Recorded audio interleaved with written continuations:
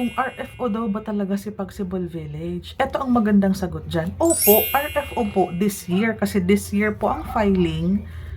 Pero po, kailangan kasi, kahit sinasabi natin RFO o ready for occupancy, before ka naman makalipat, kailangan loan approval na muna. Ibig sabihin, approve muna yung loan mo sa Pag-ibig. Anyways po, sa atin naman is walang down payment, kaya agaran po ang construction. So, fast construction tayo dahil wala ka namang kailangang bayaran kay developer bago siya i-file sa Pag-ibig. So, right away, while constructing po, tayo naman nagre-reserve. Habang tinatapos yung construction ng bahay mo, papasok tayo sa Pag-ibig.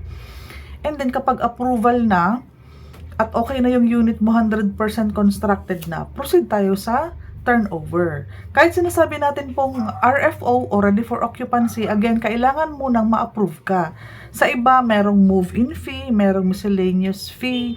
Tayo po, yung 10,000 na cash out mo is for water installation, Meralco installation, and processing sa Pag-ibig. So, may magaganda pa din pong factor kung bakit kailangan mo pong i-consider na i-visit kami sa Pagsibol Village. Kami, Cavite po and Pampanga. For daily tripping and reservation sa YouTube channel ko po, sa wall po niya, nandyan po ang link ng aking Facebook kung saan mo po ako makakausap. Full details po nasa description box. Diyan mo na lang po mahahanap yung full details, computation, lahat po.